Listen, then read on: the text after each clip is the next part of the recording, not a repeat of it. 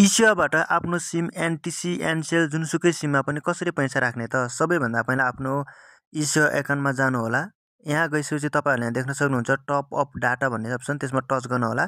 अनि mobile number भनेको छ, हजुरहरुले मोबाइल नम्बर आफ्नो राख्नु होला, कुन सिममा राख्न चाहनुहुन्छ। मैले मेरो नम्बर राखे, यहाँ देख्न चाहनुहुन्छ। मैले चाहिँ एनसेलको नम्बर राखिरहेको छु।